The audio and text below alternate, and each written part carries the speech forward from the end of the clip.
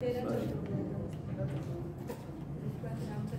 6.15 16वें अध्याय का 6ठवें अध्याय का 15वां श्लोक।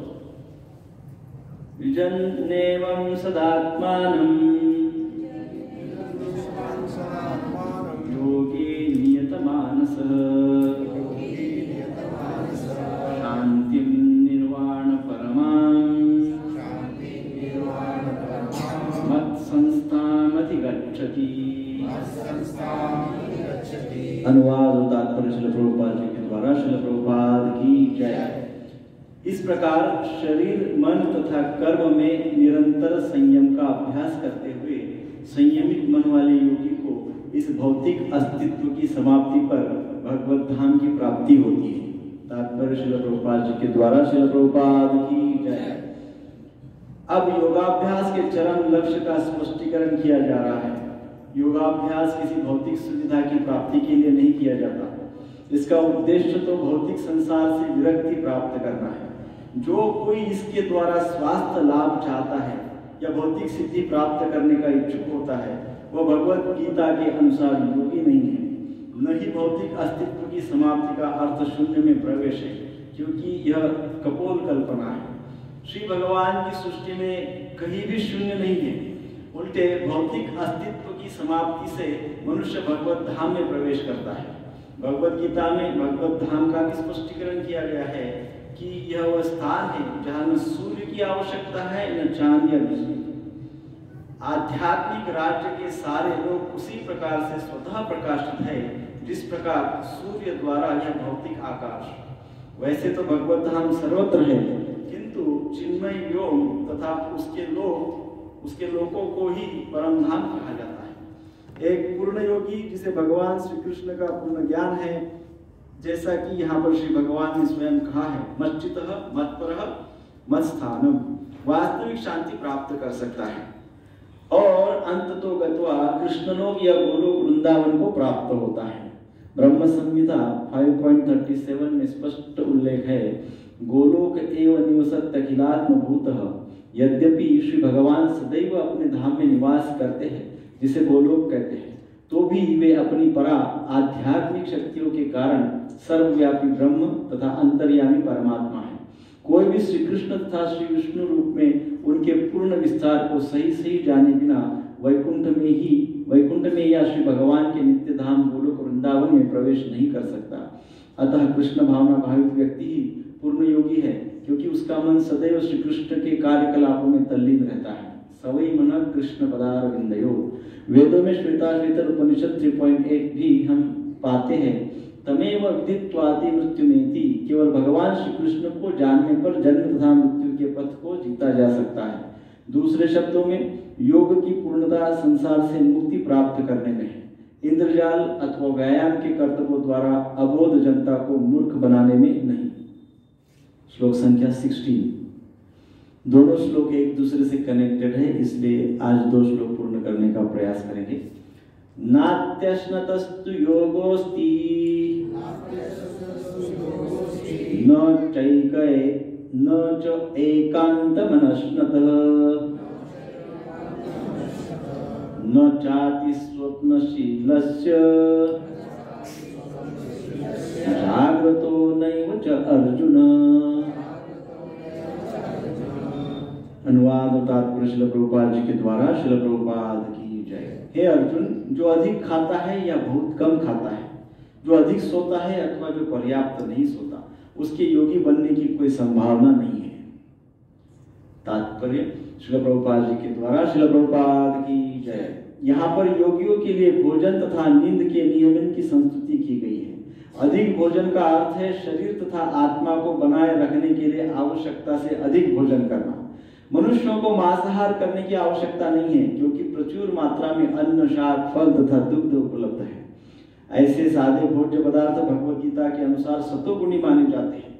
मांसाहार तो तमोगुणियों के लिए है। अतः जो लोग मांसाहार करते हैं, मद्यपान करते हैं, धूम्रपान करते हैं और श्री कृष्ण को भोग लगाए बिना भोजन करते हैं, वे पाप कर्मों का भोग करेंगे, क्योंकि वे केवल दूषित वस्तुएं खाते हैं। भुजन्ते ते त्वगम पाप, ये पचन्त्यात्म कारणात्, जो व्यक्ति इंद्र सुख के लिए खाता है या अपने लिए भोजन बनाता है किंतु श्री कृष्ण को भोजन अर्पित नहीं करता, वो केवल पाप खाता है। जो पाप खाता है और नियत मात्रा से अधिक भोजन करता है, वो पूर्ण योग का पालन नहीं कर सकता। सबसे उत्तम यही है कि श्री कृष्ण को अर्पित भोजन के उच्चिष्ट भाग को ही खाया जाए। कृष्ण भावना भावित व्यक्ति कभी भी ऐसा भोजन नहीं करता जो इससे पूर्व श्री कृष्ण को अर्पित न किया गया हो। अतः केवल कृष्ण भावना भावित व्यक्ति ही योगाभ्यास में पूर्णता प्राप्त कर सकता है, न ही ऐसा व्यक्ति कभी योग का अभ्यास कर सकता है जो कृत्रिम उपवास की अपनी विधियां निकाल कर भोजन नहीं करता। कृष्ण भावना भावित व्यक्ति शास्त्रों द्वारा अनुमोदित उपवास करता है, न तो वह आवश्यकता से अधिक उपवास रखता है न ही अधिक खाता है। इस प्रकार वो योगाभ्यास करने के लिए पूर्णतया योग्य है। जो आवश्यकता से अधिक खाता है वह सोते समय अनेक सपने देखेगा, अतः आवश्यकता से अधिक सोएगा। मनुष्य को प्रतिदिन 6 घंटे से अधिक नहीं सोना चाहिए। जो व्यक्ति 24 घंटे में से 6 घंटे से अधिक सोता है वह अवश्य ही तमोगुणी है। तमोगुणी व्यक्ति आलसी होता है और अधिक सोता है, ऐसा व्यक्ति योग नहीं साध सकता। ओम ज्ञानांजनशलाकया ज्ञानांजनशलाकया चक्षुर्मिलितं येन तस्मै श्री गुरुवे नमः। श्री चैतन्य मनोभीष्टं स्थापितं येन भूतले स्वयं रूप कदा मह्यं ददाति स्वपदान्तिकं। वन्देऽहं श्रीगुरु श्रीयुतपदकमलं श्रीगुरुन् वैष्णवांश। श्रीरूपं साग्रजातं सहगण रघुनाथान्वितं तं सजीवं साद्वैतं सावधूतं परिजनसहितं कृष्ण चैतन्यदेवं श्री राधा कृष्ण पादान् सहगण ललिता श्री विशाखान्वितंश्च। करुणा सिंधु दीनबंधो जगत्पते गोपेश गोपिका कांत राधा कांत नमोस्तुते। तप्त कांचन गौरांगी श्री राधे वृंदावनेश्वरी वृषभानुसुते देवी प्रणमामि हरिप्रिये। वाञ्छाकल्पतरुभ्यश्च कृपा सिन्धुभ्येव च पतितानां पावनेभ्यो वैष्णवेभ्यो नमो नमः। जय श्री कृष्ण चैतन्य प्रभु नित्यानंद श्री अद्वैत गदाधर श्रीवासादि गौर भक्तवृंद। हरे कृष्ण कृष्ण कृष्ण हरे हरे, हरे राम राम राम हरे हरे। हरे कृष्ण कृष्ण कृष्ण हरे हरे, हरे राम राम राम हरे हरे। हरे कृष्ण कृष्ण कृष्ण हरे हरे, हरे राम राम राम हरे हरे। श्रील प्रभुपाद की जय। So 6.15 इसमें कहा गया है, इस प्रकार शरीर मन तथा कर्म में निरंतर संयम का अभ्यास करते हुए संयमित मन वाले योगी को इस भौतिक अस्तित्व की समाप्ति पर भगवत धाम की प्राप्ति होती है। युजन एव सदा आत्मानं, पहली पंक्ति का पहली पंक्ति है, क्या कहा गया है?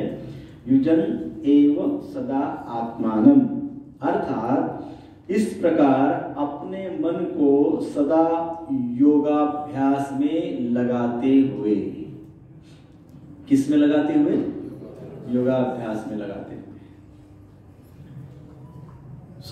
पिछले श्लोक में भगवान श्री कृष्ण ने कहा था मश्चितो मत पर। प्रभुपाद जी ने तात्पर्य में भी इसको एक्सप्लेन किया है।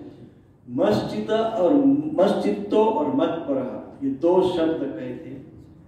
अर्थात भगवान पिछले श्लोक में कहे कि मेरे नाम, मेरे रूप, मेरे गुण तथा मेरे लीलाओं में जो अपना चित्त लगाएगा, जो अपना मन लगाएगा, वो मुझे प्राप्त होगा, है ना। इस प्रकार से भगवान ने कहा था, और हमने संक्षेप में ये कहा था कि मन लगाना चाहिए।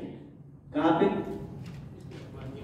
भगवान ने मन लगाना चाहिए, ऐसा पूर्व में भगवान ने पिछले श्लोक में पिछले शनिवार को कहा था।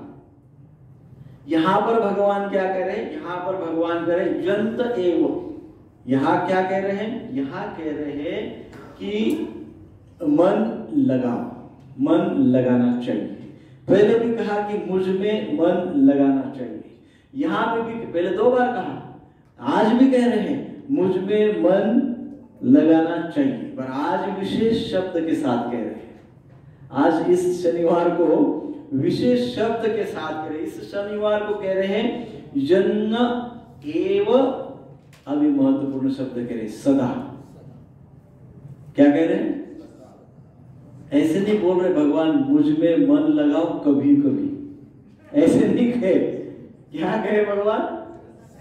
क्या कह रहे? जन्मेव सदा आत्मनात्।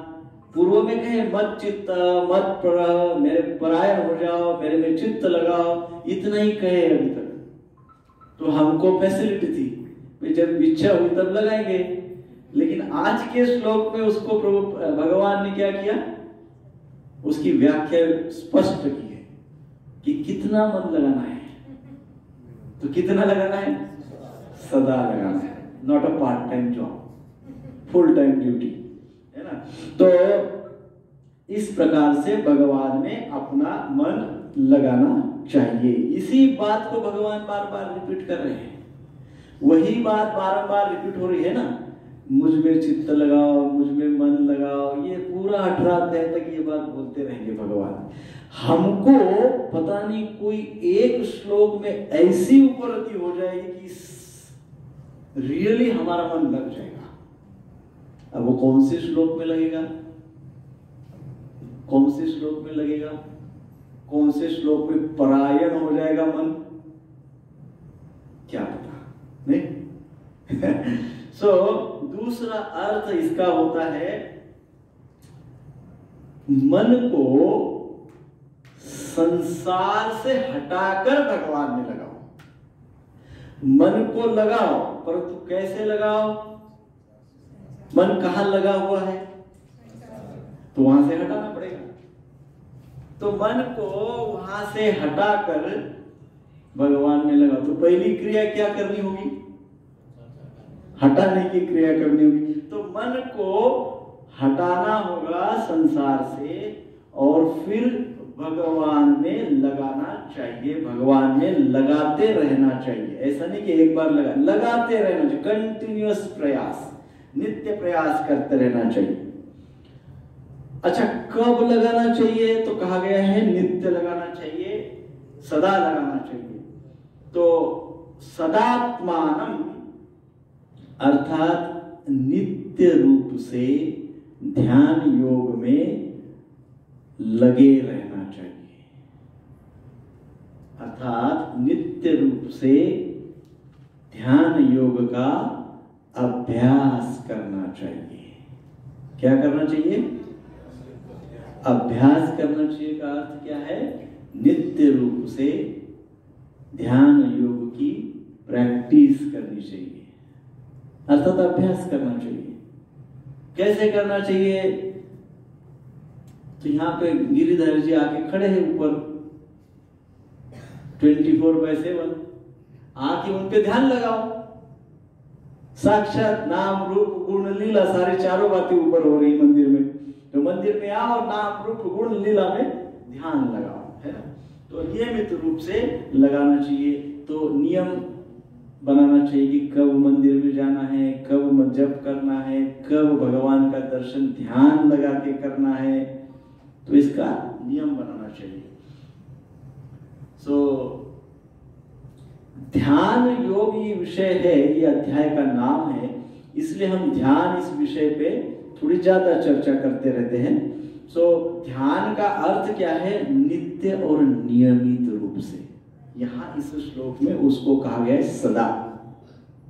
सो इस श्लोक में सदा के रूप में अध्याय को एक्सप्लेन किया गया है, कैसे नियमित रूप से हमको ध्यान लगाना है।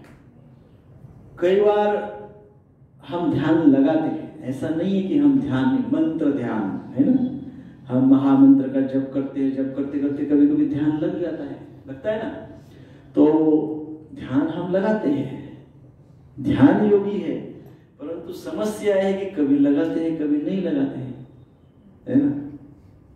प्रॉब्लम क्या है, कभी हम ध्यान योग करते हैं कभी हम ध्यान योग नहीं करते हैं, तो ऐसा नहीं चलेगा। ऐसा करने से ध्यान योग सिद्ध नहीं होगा।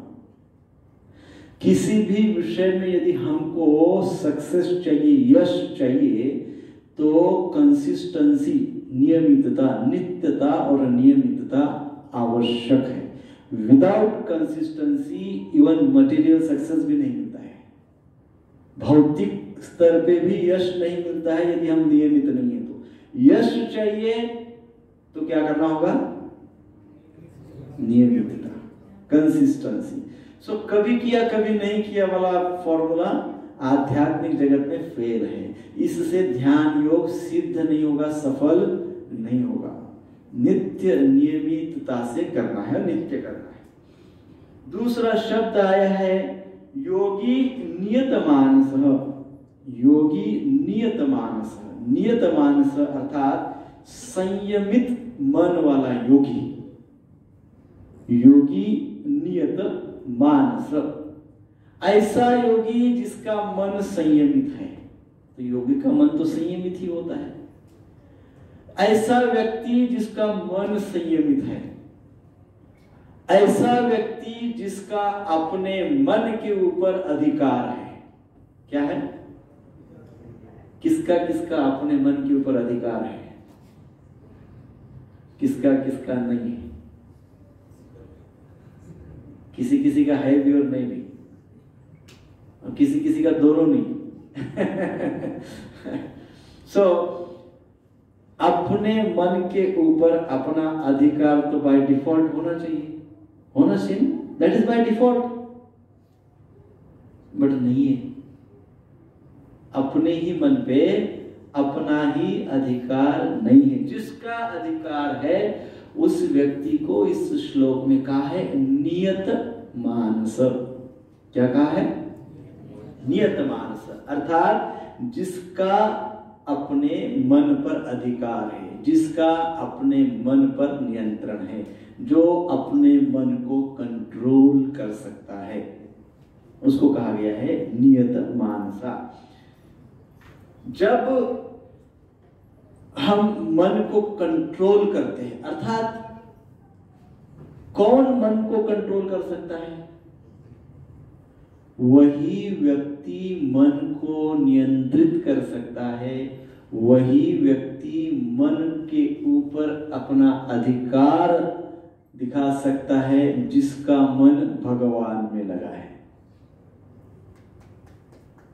हाँ, जिसका मन भगवान में लगा नहीं है, उसका उसके मन पे अधिकार नहीं होता है, उलट उसके मन का उसके ऊपर अधिकार हो जाता है।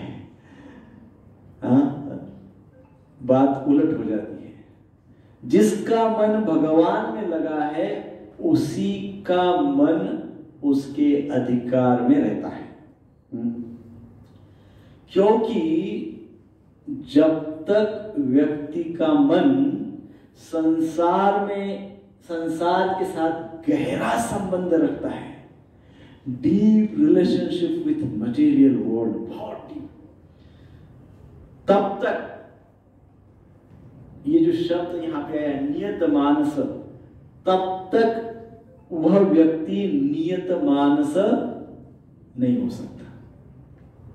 जब तक व्यक्ति का संबंध भौतिक जगत से बहुत डीप है, बड़ी गहराई के साथ है, वेरी डीप, अर्थात प्रचंड आसक्ति है भौतिक जगत से, प्रचंड आसक्ति जब भौतिक जगत से होती है, तब उस व्यक्ति का मन, उस व्यक्ति के मन पे उसका अधिकार नहीं रहता, बिल्कुल नहीं रह सकता। क्यों? क्योंकि मन बहुत आसक्त है। जो कुछ उसको दिखता है वो सब कुछ पाने का इच्छा रखता है, क्योंकि उसका मन क्या हो गया? भौतिक संसार से आसक्त हो गया। इसलिए कई बार हम इस ध्यान योग में ध्यान के अनुसार ध्यान करने का प्रयास करते हैं, ध्यान में बैठ जाते हैं, और ये जो आसक्ति वगैरह जो है, भौतिक संसार के प्रति अटैचमेंट है, ये भूलने का प्रयास करते हैं। और फिर हम ध्यान में बैठते हैं, और ध्यान में बैठते वक्त सोचते हैं मैं तो मैनेजर हूँ, मैं तो बिजनेसमैन हूँ, मैं तो मीरा रोड में रहता हूँ, बोरीवली कांदिवली में रहता हूँ, मैं तो ऐसा हूँ, मैं तो वैसा हूँ, और ध्यान करते हैं। किस भाव में ध्यान करते हैं? मैं के भाव में ध्यान करते हैं, मैं हूँ, और ध्यान करते हैं। तो जब तक व्यक्ति ध्यान में अपनी पोजीशन नहीं भूलता, कौन सी पोजीशन? Material position. जब तक व्यक्ति ध्यान में मटेरियल पोजीशन नहीं भूलता, तब तक ध्यान सफल नहीं होता। परंतु ध्यान में हम क्या करते हैं? अपनी पोजीशन को ही स्मरण में रखते हैं। तो इसलिए कहा गया है कि ध्यान करते वक्त केवल एक ही भाव, एक ही बात बैक ऑफ द माइंड होनी चाहिए, और वो क्या है?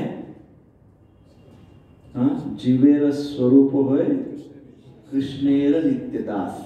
ये हमारा रियल आइडेंटिफिकेशन है, रियल सही परिचय है। तो ये बात ध्यान में होनी चाहिए, न कि मैं अमुक हूँ, तमुक हूँ, चेयरमैन हूँ, सेक्रेटरी हूँ, मैनेजर हूँ, डैमेजर हूँ, व्हाटएवर। वो मैं कुछ नहीं हूँ। मैं कौन हूँ? और फिर भगवान का ध्यान करें। गिरिधारी जी के सामने खड़े हैं और ध्यान करें, मैं कृष्ण का, मैं आपका दास हूँ, जीवेर स्वरूप हुए कृष्णेर नित्यदास। दासत्व के भाव से भगवान के समक्ष खड़े होकर भगवान के रूप का ध्यान करे, गुणों का ध्यान करे, लीलाओं का ध्यान करे, नाम का ध्यान करे, तो ध्यान सफल हो जाएगा। मैं अमुक हूं, मैं तमुक हूं, मटेरियल पोजीशन के साथ भगवान का ध्यान करेंगे, ध्यान फेल हो जाएगा।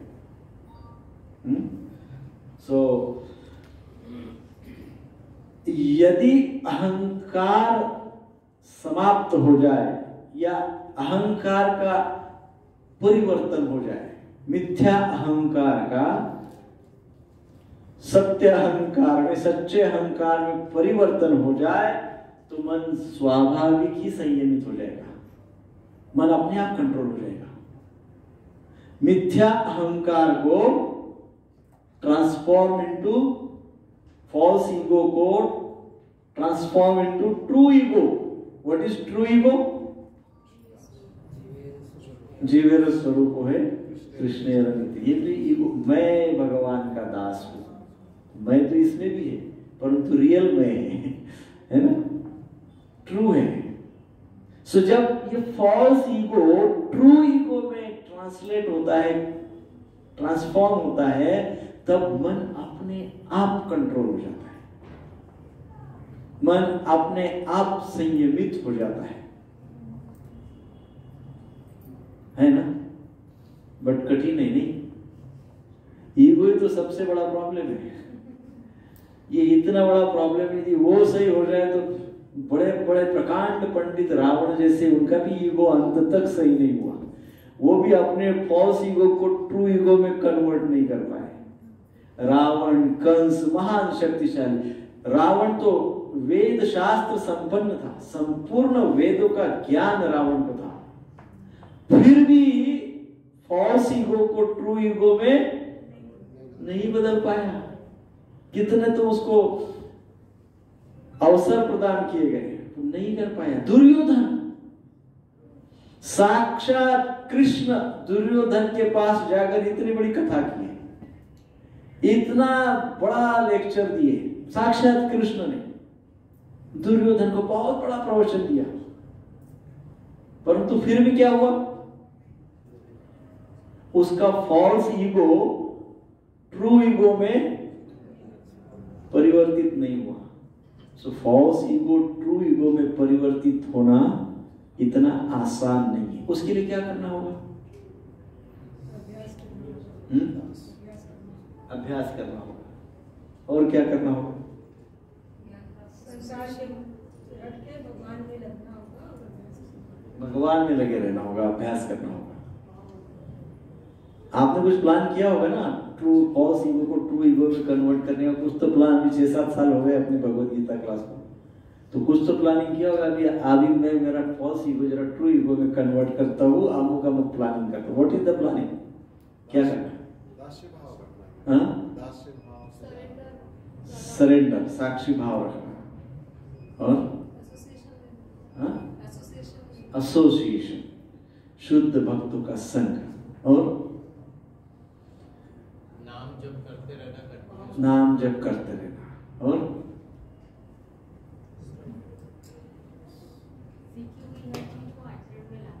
आचरण में लाना, दिव्य ज्ञान को आचरण में लाना, दिव्य ज्ञान को आचरण। कुछ नहीं, भगवान का दिया हुआ है, हमको खाली यूज करना है। हमको योग्य दिशा में उपयोग लेना है। ये नहीं है कि सब मेरा एटीट्यूड की तरफ जाना हर चीज में। हाँ, एटीट्यूड चेंज करके ग्रैटिट्यूड पे जाना होगा कि हमेशा एटीट्यूड से ग्रैटिट्यूड की ओर जाना, एटीट्यूड को ग्रैटिट्यूड में कन्वर्ट करना होगा।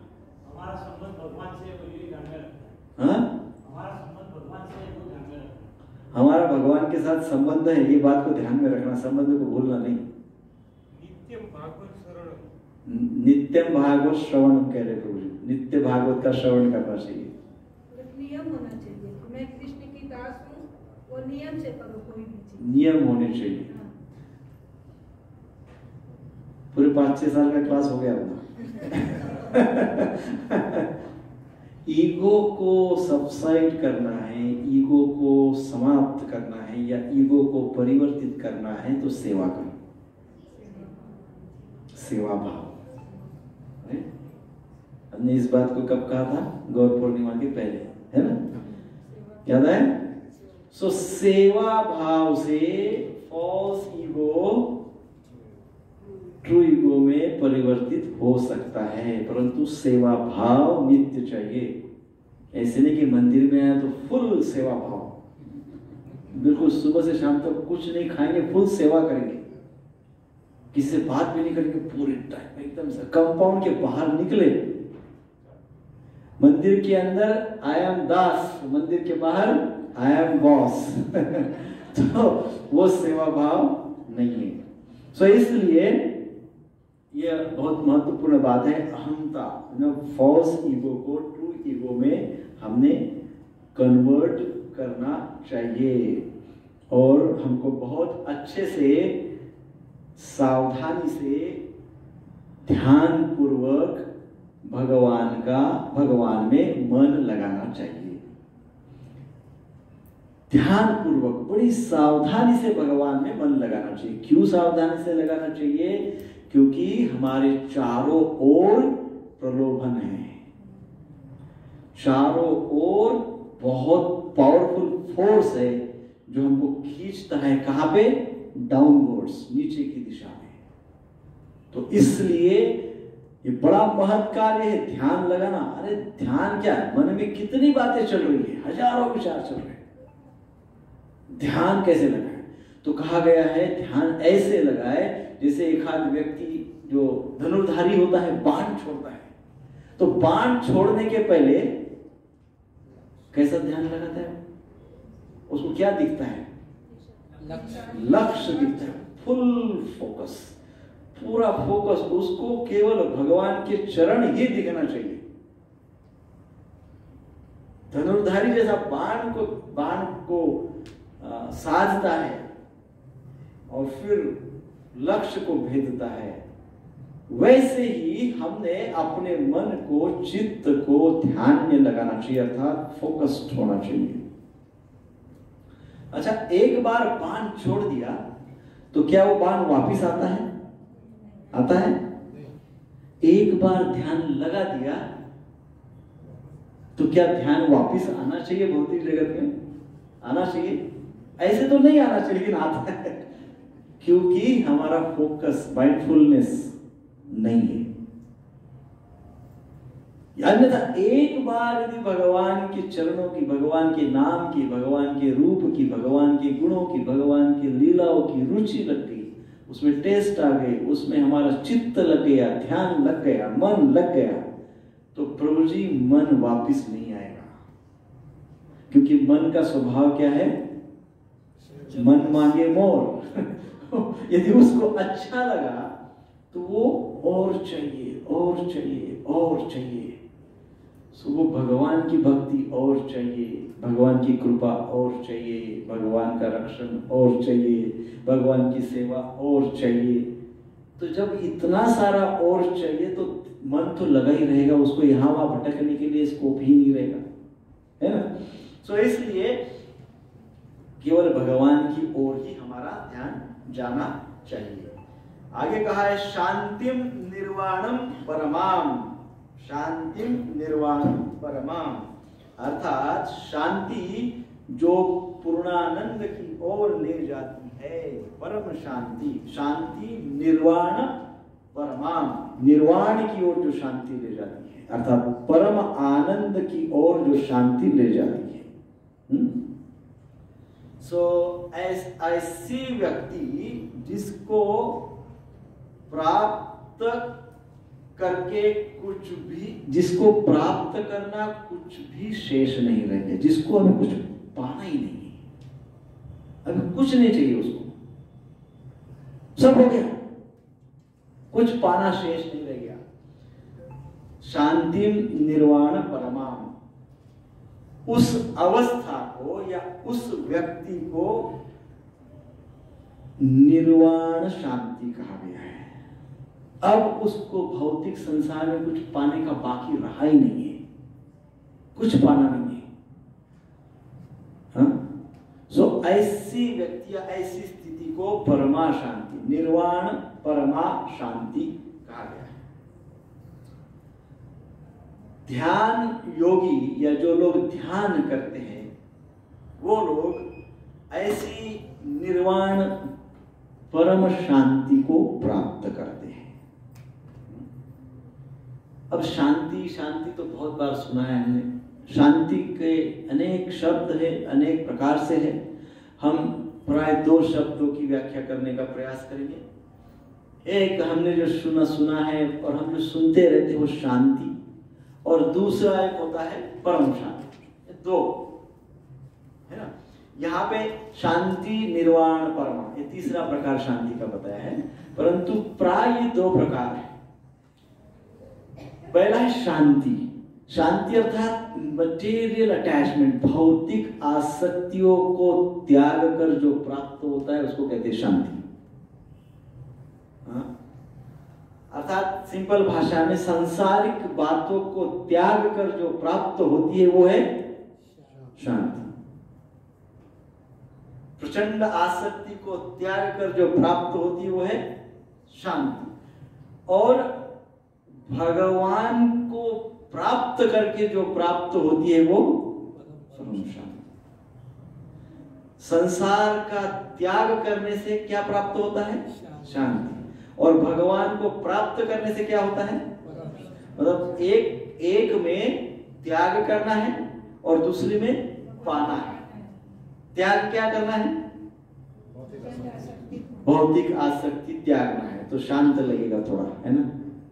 बहुत आसक्ति है, ये चाहिए वो चाहिए वो चाहिए, अमुक चाहिए समुक चाहिए, रोज कुछ ना कुछ चाहिए, रोज कुछ ना कुछ चाहिए। ऑलवेज हमारा कुछ ना कुछ डिमांड रहता है, रोज चाहिए कुछ। कभी एक दिन ऐसा सोचो आज कुछ भी नहीं चाहिए, कुछ भी भौतिक नहीं चाहिए, कुछ नहीं चाहिए। एक आध दिन ऐसा सोचते हैं। जैसे कभी कभी यात्राओं में जाते हैं, फिर एक दिन ऐसा उपवास का दिन आता है, उस दिन का कुछ नहीं, बस कुछ भी नहीं होता है, बस शांत बैठो, जप करो, शांत ध्यान करो या श्रवण करो, बस शांत लगता है ना। कई बार रविवार का होता है या फेस्टिवल डेज होता है या 64 राउंड भक्त लोग जप करते हैं, उस दिन पूरा दिन ऐसे ही निकल जाता है बिना किसी डिमांड से।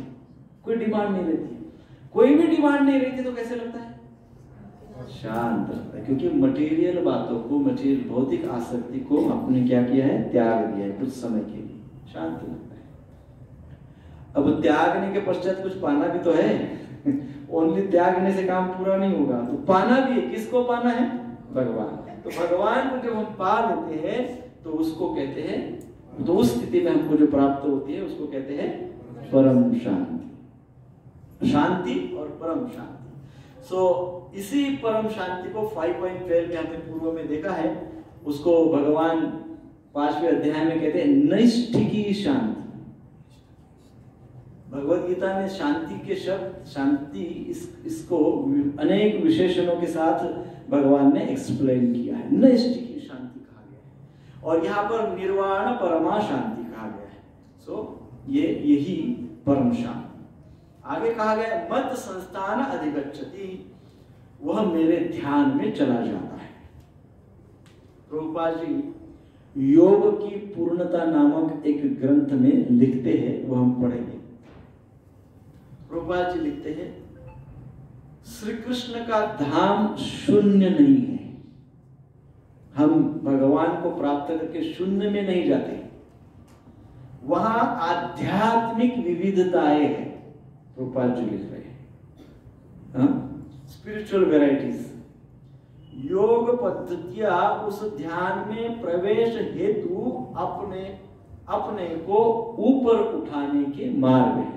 जो ध्यान योग या इतर जो भी योग पद्धतियां है वो क्या है, हमको उस आध्यात्मिकता में स्थित करने के लिए भिन्न भिन्न मार्ग है। वास्तव में हम वही के हैं, परंतु विस्मरणशील हो जाने के कारण हमें इस भौतिक जगत में रख दिया है। हमारा रियल घर कौन सा है, हमारा स्वयं का घर कौन सा है, वो आध्यात्मिक जगत को लोग था। हम वही के हैं, परंतु विस्मरण हो गया कि हमारा वो घर है। तो हमको विस्मरण हो गया, इसलिए हमको किसी ने यहाँ आके रख दिया है कि नहीं। वहां का विस्मरण होगा तो ठीक है भाई, आप यहाँ रख दिया है। जिस प्रकार, अब सुनिए बहुत सुंदर बात प्रभुपाद जी कह रहे, जिस प्रकार व्यक्ति के पागल हो जाने पर उसे पागल खाने भेज दिया जाता है क्या कह रहे प्रभुपाद जी, यदि व्यक्ति पागल हो गया तो उसको कहां भेज देते हैं, पागल खाने भेज देते हैं। उसी प्रकार अपने आध्यात्मिक स्वरूप को भूलकर हम पगला गए हैं तथा इस भौतिक जगत में आ गए। अब हम पगला गए तो उन्होंने हमको ये भौतिक जगत रूपी पागल खाने में भेज दिया ये पागल खाना ही तो है ना प्रभु जी, है कि नहीं। सब पागलपंती है सब जगह। रास्ते पे चलो तो आपको पैर में पहनने वाले चप्पल, जूते, सॉक्स, ये सब एसी की दुकान मिलेगी। पॉश साफ सुथरा एसी का दुकान है ना, एसी की दुकान में जूते चप्पल। और खाने के आइटम गटर पे गाड़ी। पागलपंती नहीं, और उससे भी महान पागलपंती वहां जाके हम लोग खाते हैं। कितनी बड़ी पागलपंती है।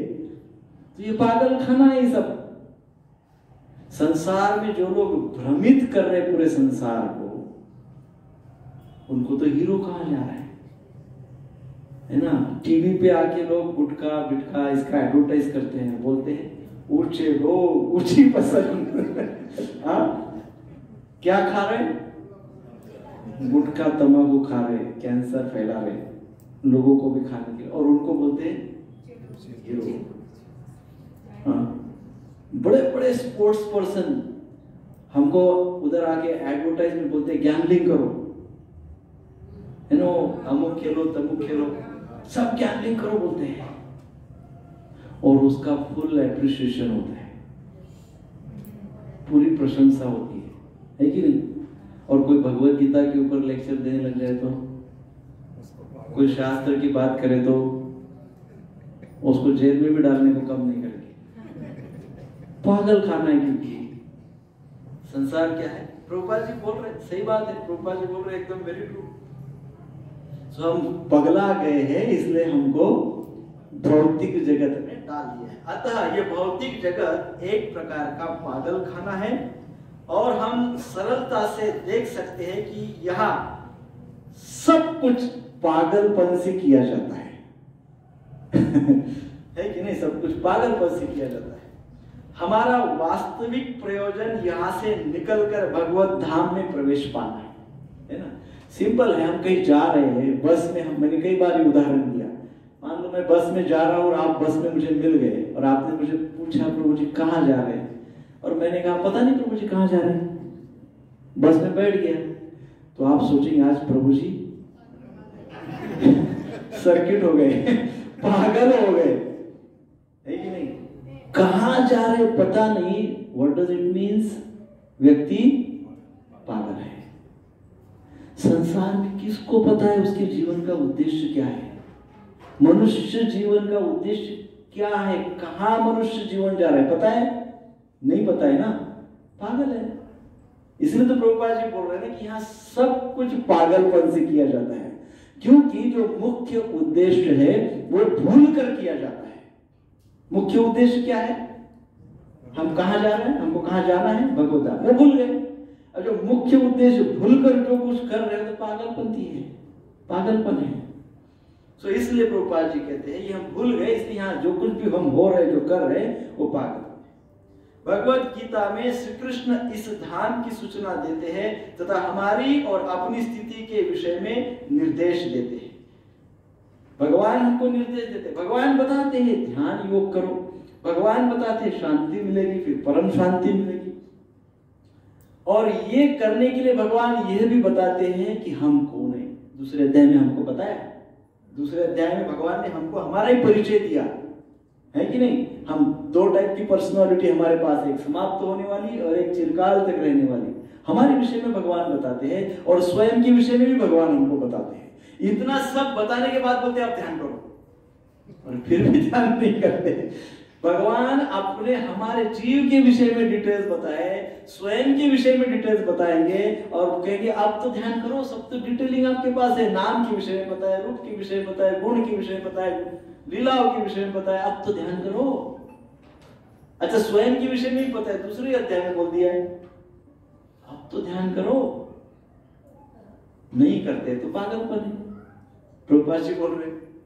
सो इस श्लोक में भगवान यही बात बता रहे हैं, प्रभुपाद जी यही बात कह रहे हैं कि कोई भी यदि सभ्य व्यक्ति है तो भगवत गीता के ज्ञान का लाभ अवश्य उठाएगा, और यदि सभ्य व्यक्ति नहीं है तो इस गीता के ज्ञान का लाभ नहीं उठाएगा। सो अब हम 20 मिनट में आगे का श्लोक पूर्ण करते हैं। 6.16 नात्यश्नतस्तु योगोस्ति न च एकान्तमनश्नतः न च अतिस्वप्नशीलस्य जागृतो नैव च अर्जुन। हे अर्जुन, जो अधिक खाता है या बहुत कम खाता है, जो अधिक सोता है अथवा पर्याप्त नहीं सोता है, उसके योगी बनने की कोई संभावना नहीं है। पहले तो बताया कि योगी कैसा होता है, वो ध्यान करता है। कैसा ध्यान करता है, फोकस होके करता है ना, करना चाहिए। भौतिक आसक्तियों को कम करके या भौतिकता से दूर होके आध्यात्मिकता से जुड़ता है, वो योगी है। इस प्रकार से यहाँ पे आगे वही बात को कंटिन्यू करते हुए भगवान कहते हैं, हे अर्जुन, इसलिए सुनिए, जो अधिक खाता है या कम खाता है, जो अधिक सोता है या कम सोता है, वो व्यक्ति की योगी बनने की कोई संभावना नहीं। अब अभी के जो 15वें श्लोक में है, भगवान ने कहा था कि जो सदा अपना मन भगवान में लगाता है वो भगवत धाम जाता है ना, उसको भगवत धाम प्राप्त हो जाता है। निर्वाण, निर्वाण अर्थात शून्य नहीं, निर्वाण अर्थात भगवत धाम, परम शांति जहां मिलती है। सो भगवत धाम जाता है जो ध्यान करता है, भगवान में मन लगाता है। तो फिर अर्जुन के मन में जिज्ञासा हो गई, अर्जुन के मन में जिज्ञासा होगी कि ये जो योगी होता है, ये योगी एकांत में रहता है क्या? जैसे पहले कहा है कि कुछ योगी एकांत में रहकर ये ध्यान लगाते हैं, तो ये एकांत में रहते हैं तो भोजन के बिना कैसे रहते होंगे? ये भोजन नहीं करते हैं क्या योगी? और यदि भोजन करते हैं तो कितना भोजन करते हैं, कैसा भोजन करते हैं? ऐसा मन अर्जुन के मन में जिज्ञासा हो रही है। जो योगी होते हैं, ध्यान करते हैं, कहा गया वो नित्य ध्यान में करते हैं, जैसे कहा सदा, सदा कहा गया ना, सदा उनका ध्यान भगवान में रहता है। तो भोजन कब करते हैं? भोजन करते हैं तो कितनी मात्रा में करते हैं, करते कि नहीं करते? ऐसा बहुत अर्जुन के मन में संशय हुआ, जिज्ञासा हुई। और फिर यदि सदा ध्यान करता है योगी तो सोता कब है, सोता है कि नहीं सोता है? ऐसी जिज्ञासा अर्जुन के मन में हुई तो भगवान ने तुरंत आगे का श्लोक बोला, ये 6.16। तो भगवान इसमें कहते हैं प्रथम पंक्ति में, न अति अश्नतः तु योगो अस्ति, अधिक खाने वाले का योग सफल नहीं होता। तो अर्जुन की जिज्ञासा, भगवान तो परम ज्ञानी है, त्रिकालदर्शी है, वो समझ गए अर्जुन की जिज्ञासा मन में क्या चल रही, तुरंत बोलने लगे। भगवान के लिए जो अधिक खाता है उसका योग साधना ध्यान वगैरह सफल नहीं होती। अन्न अधिक खाने से, अर्थात बिना भूखे खाने से, अन्न अधिक खाने का अर्थ क्या है पता है? भूख नहीं है फिर भी खा रहे, उसको कहते हैं अधिक खाना। भूख है तब खाया तो ठीक है, शास्त्र अनुमोदन करता है भूख लगी तो खाओ, पर भूख नहीं लगी तो खाओ, इस बात का शास्त्र अनुमोदन नहीं करता है, और उसको कहते हैं अधिक खाना। अधिक खाने से, अथवा भूख जितनी है या प्यास जितनी, भूख जितनी है उससे कई ज्यादा व्यक्ति जब खा लेता है तो फिर वो व्यक्ति पानी भी ज्यादा पीता है। तो अधिक पानी पीने से ध्यान सफल नहीं होता। अधिक खाएगा तो अधिक पानी भी पिएगा।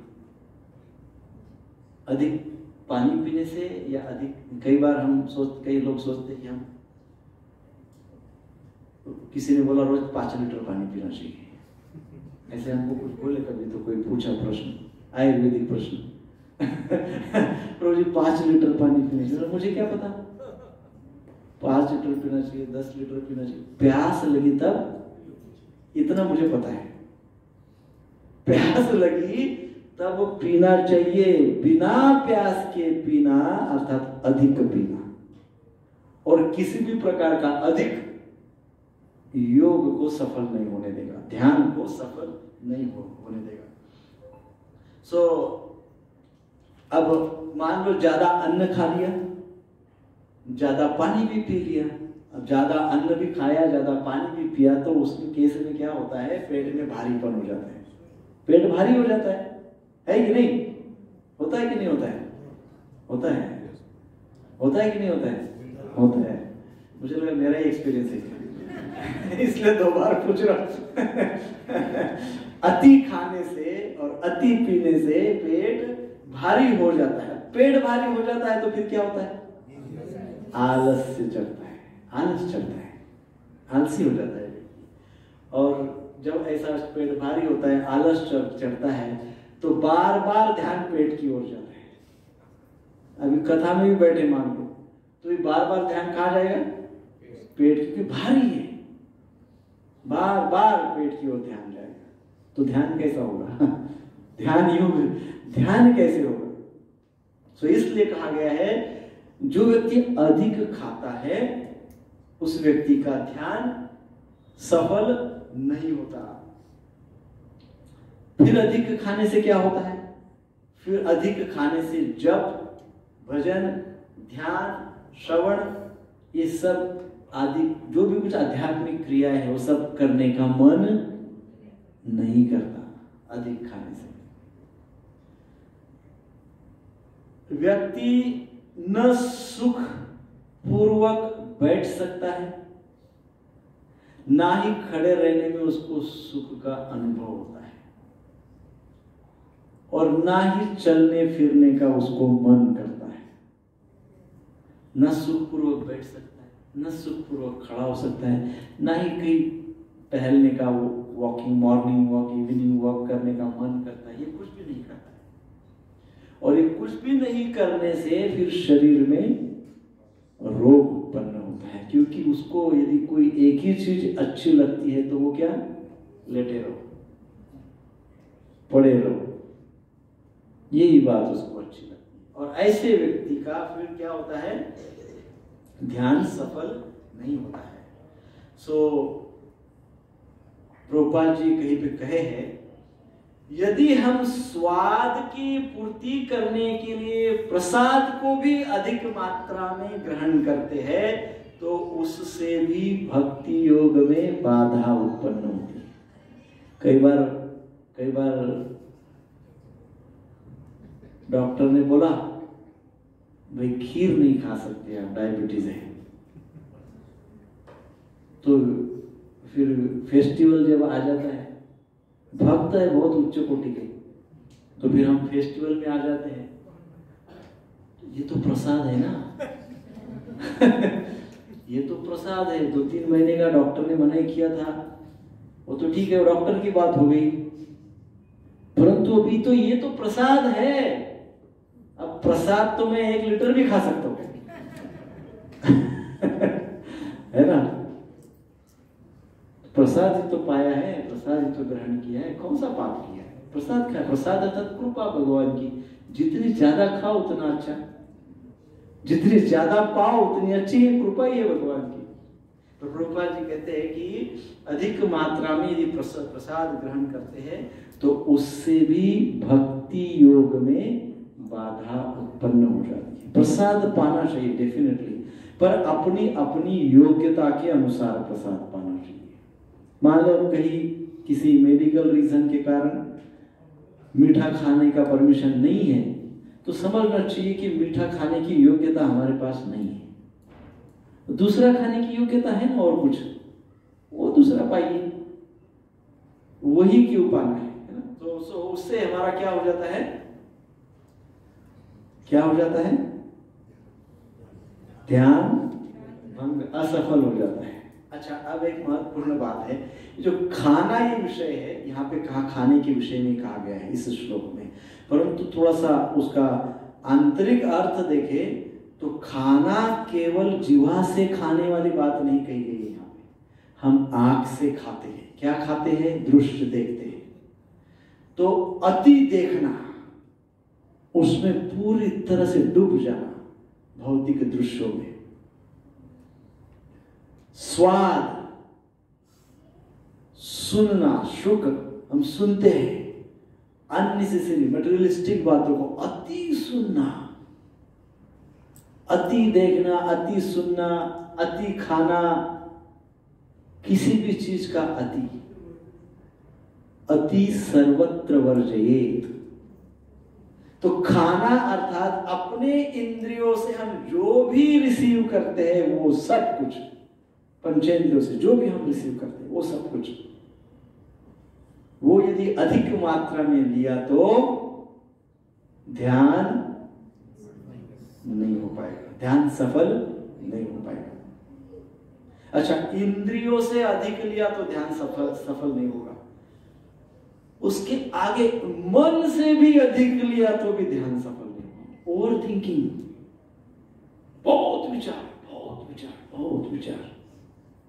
अरे मैं जब 18 साल का था ना, तो मैं ना इतना खाता था, कुछ नहीं होता था, ऐसा खाता था, वैसा खाता था। मैं जब 25 साल का हुआ ना, फिर मैं वैसा किया, ऐसा किया। 35 साल का हुआ तो वैसा लॉटरी लग गई, अमुक 40 साल का हो, अमुक व्यक्ति ने मेरे से 100 रुपये लिया था, अभी तक नहीं दिया। अभी मैं 60 साल का होगा ना तो मैं ऐसा करूंगा, वैसा करूंगा, चांद पे जाऊंगा। ओवर थिंकिंग, या मेरे साथ ऐसा तो नहीं हो जाएगा भाई। ओवर फियर, बहुत ज्यादा fear, fearful thoughts, too much, too much, ये भी अति खाने की श्रेणी में आता है। ओवर थिंकिंग, इससे भी ध्यान सफल नहीं होगा। देन उसके भी आगे और सूक्ष्म विचारों से भी सूक्ष्म इमोशंस, ओवर इमोशनल व्यक्ति भगवान ये सब कह रहे हैं।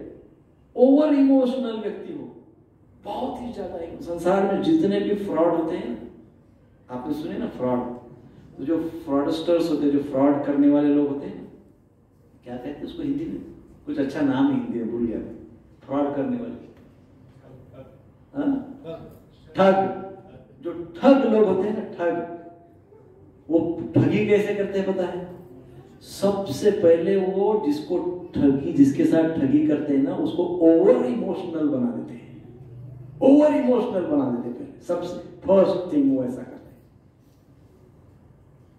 और जब व्यक्ति ओवर इमोशनल बन जाता है तो अर्जुन के साथ पहले अध्याय में क्या हुआ? क्या हुआ? फर्स्ट चैप्टर, समझ ही नहीं आ रहा क्या करना है।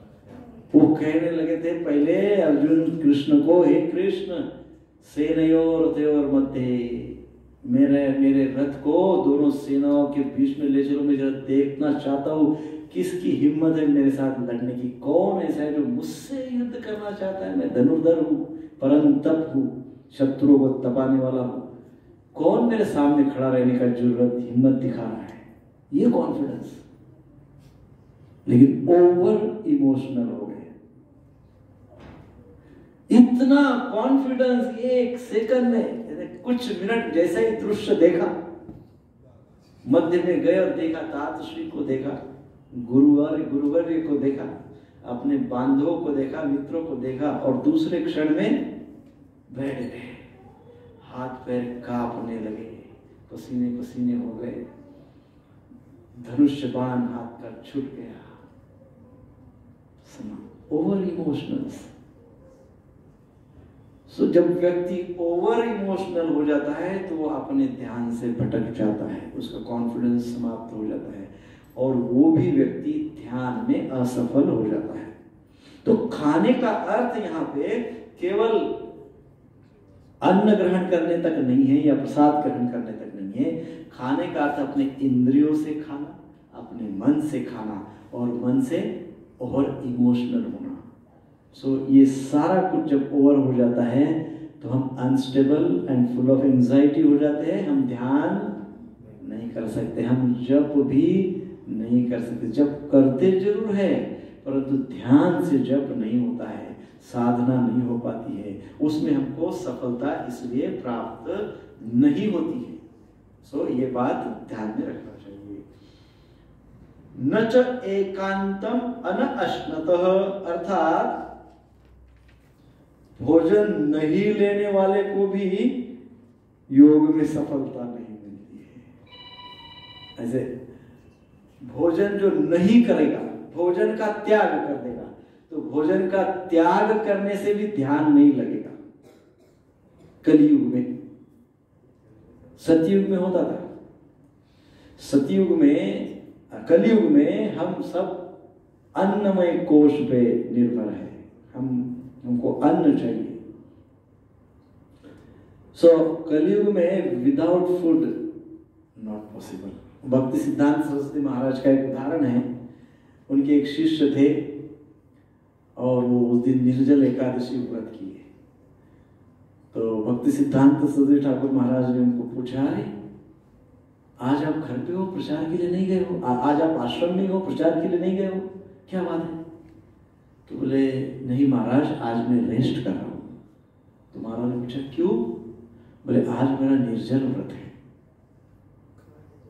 आज मेरा कंप्लीट निर्जल, आई एम ऑब्जर्विंग, सो मैं आज पूरा दिन रेस्ट करूंगा। अब साल में एक बार निर्जल व्रत आता है, तो एक भक्त हमको कहे, प्रभु जी मेरी इस बार तो सक्सेस होगी निर्जल व्रत। उन्होंने कैसे? बोले, मुझे प्राय 2 बजे के पहले प्यास लगती है, तो सब भाव में 2 बजे तक कहीं ट्रिक किया। मैं क्या किया? बोले, मैं सो गया।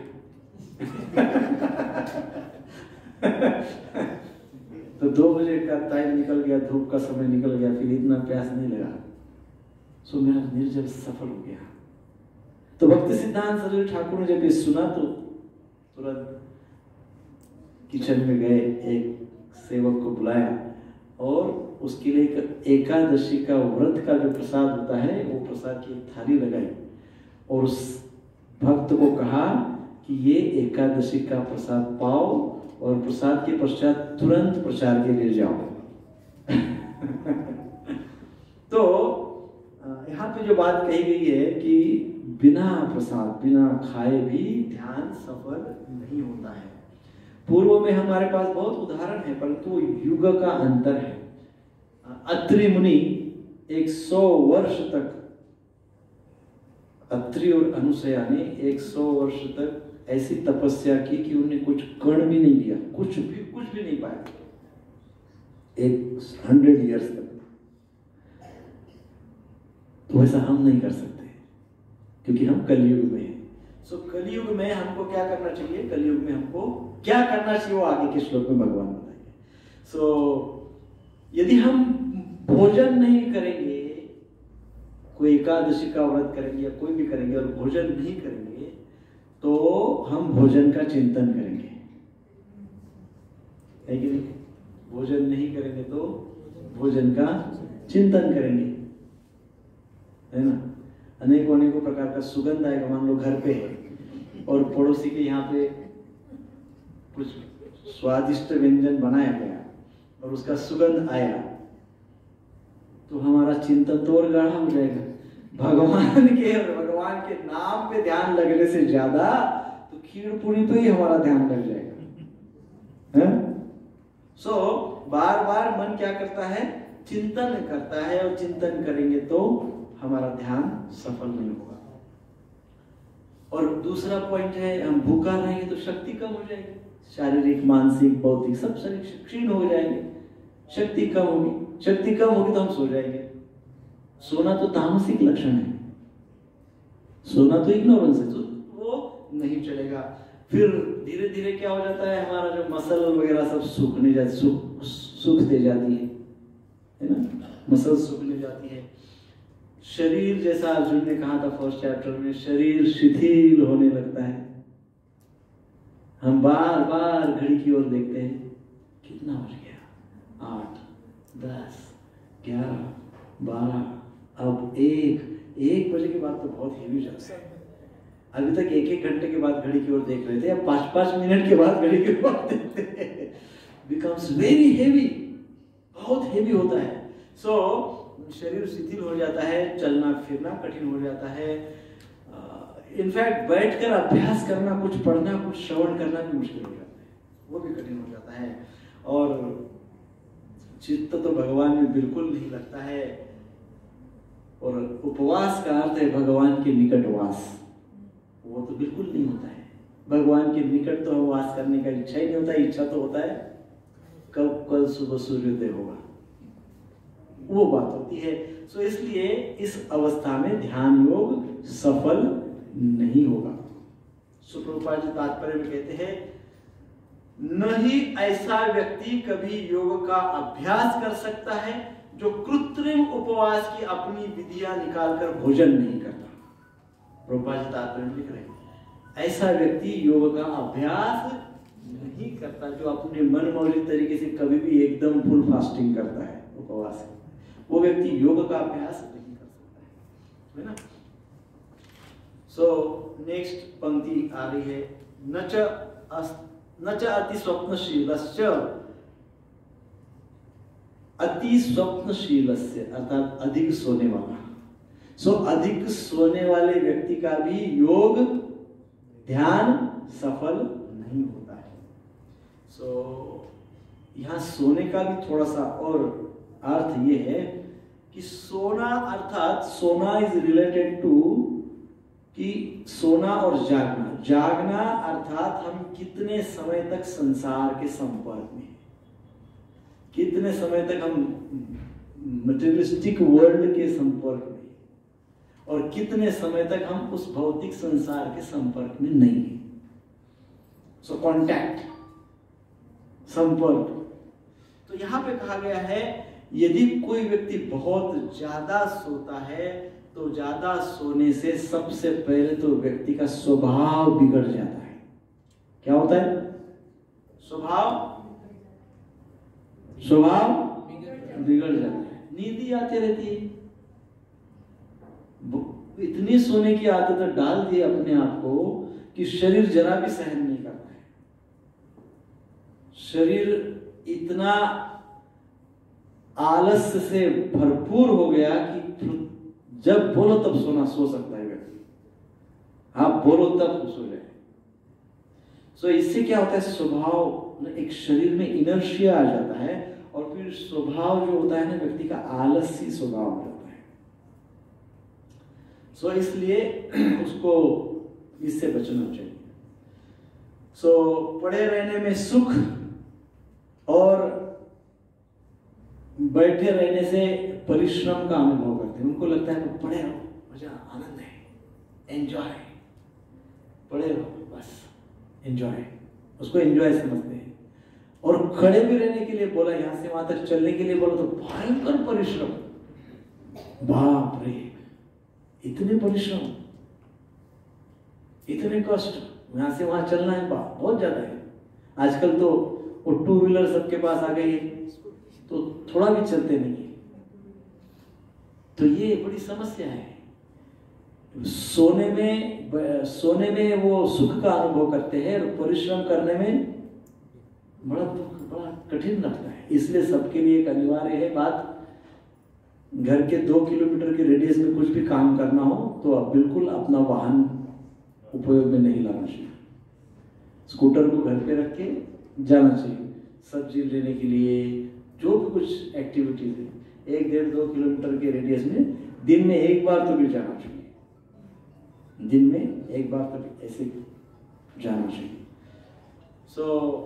नहीं तो आपको पड़े रहने की आदत हो जाएगी। ज्यादा लेटे रहने से कभी भी व्यक्ति को गहरी नींद नहीं आती है। कोई व्यक्ति बहुत सोते ही रहता है तो इतना ज्यादा सोने से उस व्यक्ति को कभी भी डीप स्लीप नहीं आएगी, गहरी नींद नहीं आएगी। और जब व्यक्ति को गहरी नींद नहीं आती तो उसको बहुत स्वप्न दिखते हैं। क्या दिखते हैं? स्वप्न दिखते हैं। और जब स्वप्न दिखते हैं तो उसमें अनेक संकल्प और विकल्प होते हैं, है ना। ये लाइक्स एंड डिसलाइक्स, स्वप्न का बेस क्या होता है? Likes and dislikes. कुछ चीजें जीवन में हमको अच्छी लगी हुई है, कुछ चीजें हमको बहुत बुरी लगी हुई है। स्वप्न दोनों का कॉम्बिनेशन है, कभी अच्छा कभी बुरा। संकल्प विकल्प लाइक्स एंड डिसलाइक्स में व्यक्ति पड़ा रहता है और फिर जब वो उसमें ही पड़ा रहता है तो वो उसके अंदर फिर वही देखने में उसको सुख प्राप्त होता है। लेटे रहो, गहरी नींद मत लो, गहरी नींद आएगी नहीं, गहरी नींद नहीं आएगी तो बहुत सारे स्वप्न दिखेंगे, कुछ बहुत अच्छी बातें विचार अच्छे आएंगे जिसमें सुख का अनुभव होगा, कुछ खराब विचार आएंगे जिसमें दुख का अनुभव होगा। विचार ही विचार चलते रहेंगे और फिर ऐसा करते करते व्यक्ति के शरीर के अंदर पूरा आलस भर जाएगा, फुल ऑफ लेजीनेस, अति सोने से। और फिर ऐसे व्यक्ति को बैठने में भी कठिनाई होगी, है ना। व्यक्ति बैठ भी नहीं पाएगा ज्यादा देर। श्रील प्रभुपाद जी तात्पर्य में क्या लिखते हैं? प्रभुपाद जी तात्पर्य में लिखते हैं, जो व्यक्ति आवश्यकता से अधिक खाता है वह सोते समय स्वप्न देखेगा, अतः आवश्यकता से अधिक सोएगा। जो ज्यादा खाएगा वो ज्यादा सोएगा। वह अवश्य ही तमोगुणी है, ऐसा व्यक्ति योग में सफल नहीं होगा। जागृतो न एवच अर्जुन, हमेशा जागने वाले का भी योग सफल नहीं होगा, हमेशा सोने वाले का भी योग सफल नहीं होगा, हमेशा जागने वाले का भी योग सफल नहीं होगा। यदि पर्याप्त नींद नहीं लेंगे तो प्रवचन में, कीर्तन में, श्रवण में, जप में नींद आएगी। है? श्रीमद् भागवतम के क्लास में देखो, श्रीमद् भागवतम तो बड़ी तपस्या है। अभी मैं और 15 मिनट क्लास लूँ तो मुझे जोर जोर से इधर से उधर से आवाज आनी शुरू हो जाएगी। एक प्रभु जी थे पहले हमारी क्लास में, यही क्लास में एग्जैक्टली 9:15 बज गए कि जोर से उबासी देते थे। मैं घड़ी की तरह 9:15 बज गए। तो ये है कि यदि हम नहीं पर्याप्त तो सोएंगे तो कीर्तन में, प्रवचन में, श्रवण करते वक्त, जप करते वक्त हमको नींद आएगी और फिर नींद आएगी तो वो हमारी साधना सफल नहीं होगी। ऐसे भी भक्त लोग हैं जिनकी भगवान के नाम जप में, कीर्तन में भगवान के विरह में, ये बहुत उच्च कोटि के भक्तों की बात हो रही है। ऐसे भक्त सोना खाना पीना भूल जाते हैं, ऐसे भी भक्तगण हैं, वो सब भूल जाते हैं। वो बड़े आचार्य हैं, वो विशेष शुद्ध भक्त है, वो भूल जाते हैं सब कुछ। जप में, चिंतन में, श्रवण में, कीर्तन में, प्रवचन में, भगवान के विरह में सब कुछ भूल जाते हैं। कई आचार्यों के अनुभव एग्जाम्पल्स है, वर्तमान आचार्य भी है, अनेक वैष्णव वरिष्ठ वैष्णवगण है जो भूख प्यास सब कुछ भगवत भाव में भूल जाते हैं। उनको संत कहा जाता है। उन लोगों की उनको हमें हमारे जनरल पब्लिक के लिए अनुभव नहीं ले सकते, हम उनके जैसा नहीं कर सकते, हम उनके इंस्ट्रक्शन ले सकते हैं, उनके उपदेश ले सकते हैं, उनके जैसा करने का प्रयास नहीं कर सकते। तो कोई कहेगा हमको प्रभुपाद जी तो रोज 2 ही घंटा सोते थे, चलो हम भी 2 घंटा सोते हैं। नहीं होगा। क्यों नहीं होगा? क्योंकि प्रभुपाद जी का भाव, प्रभुपाद जी भगवान के चरणों में कंप्लीटली अटैच थे। प्रभुपाद जी के सदा जो शब्द पूर्व के श्लोक में लिखा है ना, सदा ध्यान, ध्यान कैसे रखना चाहिए? सदा। तो प्रभुपाद जी का सदा ध्यान होता था। हमारा सदा वाला नहीं है, यदा कदा है सदा नहीं है तो इसलिए हम उनकी कॉपी नहीं कर सकते। तो कभी कोई ये मन में संशय होगा कि अरे इतने षड गोस्वामी, श्रील प्रभुपाद जी, अनेक वैष्णव आचार्य, ये तो सोते ही नहीं, बहुत कम सोते हैं, तो इनका तो उदाहरण, तो उनके लिए भगवान ये श्लोक नहीं कह रहे। ये श्लोक हम जैसे जनरल पब्लिक के लिए कह रहे हैं, संतों के लिए नहीं। संतों की बात नहीं कर रहे उसमें। वो व्यक्ति डेफिनेटली संत हो जाता है जो इस प्रकार से पूरी तरह से सब कुछ भूलकर भगवान के आश्रय में जाता है। परंतु जो सोता है और खाता है, विशेषकर खाने वाले के लिए तो प्रभुपाद जी ने पहले हमें बताया, जो प्रभुपाद जी तात्पर्य में बताए हैं। प्रभुपाद जी एक प्रवचन में सोने वाले के विषय में बताया है। अब सोने वाले के विषय में जाग कर सुनिए। हरे कृष्णा कृष्णा कृष्णा हरे हरे, हरे राम राम राम हरे हरे। 22 फरवरी 1971 में प्रभुपाद जी ने एक प्रवचन दिया था। उस प्रवचन में प्रभुपाद जी ने सोने वाले व्यक्ति के लिए कहा था। प्रभुपाद जी कहते हैं, यदि स्पेशली प्रभुपाद जी के जो प्रवचनों में सोता है उसके विषय में कह रहे हैं, क्योंकि रात को नहीं सोया तो प्रवचन में सोया, तो जो प्रवचनों में, कीर्तन में, जप, नाम जप में सोता है, उस व्यक्ति के विषय में प्रभुपाद जी बोले। प्रभुपाद जी कहते हैं, यदि कोई व्यक्ति सोता है तो मुझे बहुत कष्ट मिलता है। यदि कोई व्यक्ति प्रवचन में या जप में सोता है तो मुझे बहुत कष्ट मिलता है। मैं तुमसे कहता हूं कि तुम जाओ और सो जाओ। तुम क्या करो? जाओ, नींद आ रही, जाओ, तुम जाओ और सो जाओ। इससे मुझे बहुत बाधा होती है। प्रभुपाद जी बोल रहे हैं, क्या बोल रहे हैं? इससे मुझे बहुत बाधा होती है। क्या कारण है कि तुम्हें नींद आ रही है? तुमने पर्याप्त नींद नहीं ली है, तो फिर और अधिक सो, जाओ और अधिक सो। परंतु ये बहुत महत्वपूर्ण बात बता रहे हैं, परंतु मेरे प्रवचन में इस प्रकार मत सो। प्रभुपाद जी बता रहे हैं। So this is very important instruction कि प्रवचनों में सोना नहीं चाहिए। मंगल आरती मत जाओ, सो लो, लेकिन फिर दर्शन आरती जाओ तो शांति से with full focus and mindfulness भगवान का आरती का दर्शन करो, ध्यान करो, प्रवचन का एक एक शब्द श्रवण करो, एक एक शब्द अच्छे से विद फोकस माइंड, माइंडफुलनेस के साथ श्रवण किया तो परिवर्तन ट्रांसफॉर्मेशन बहुत जल्दी होगा। और केवल सोते सोते डुबकी लगाते हुए सुना तो कोई हजारों वर्ष तक भी ये करेंगे तो कोई फर्क नहीं। प्रभुपाद जी स्वयं बोल रहे इस प्रकार मत सुनो, मत सो, प्रवचन में मत सो। हरे कृष्ण कृष्ण कृष्ण हरे हरे, हरे राम राम राम हरे हरे। तो फिर क्या करना चाहिए? तो क्या करना चाहिए अगले श्लोक में, अगले शनिवार को भगवान बताएंगे। आज के 2 श्लोकों को 5 मिनट में समराइज करिए। आज का question answer next time, but summarise करिए। क्या टेक होम पॉइंट्स? भगवान में निरंतर मन लगा।